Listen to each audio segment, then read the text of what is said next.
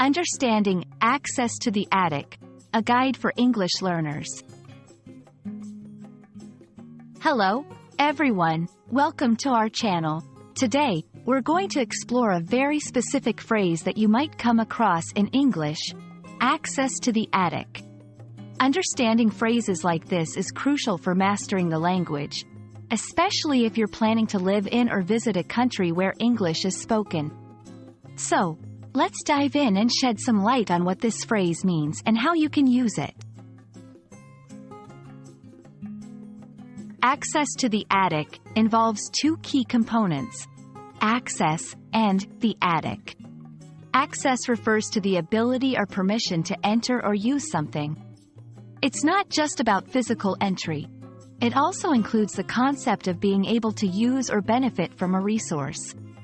The attic is a space found at the very top of a house, just under the roof. It's often used for storage, and sometimes it's converted into a living space. The attic is typically accessed through a ladder, stairs, or a hatch.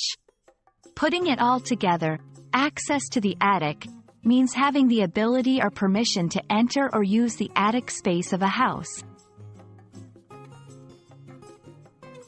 Understanding the concept of access to the attic can be important for several reasons.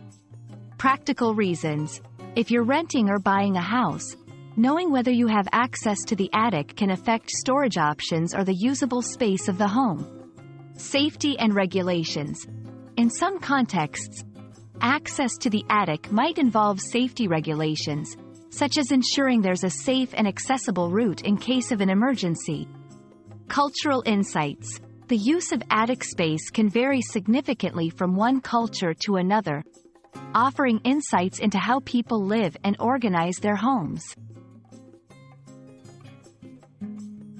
Now that we understand what access to the attic means, let's see how it can be used in sentences. The landlord said we have full access to the attic for storage. Can you check if there's access to the attic? We need more space for our luggage.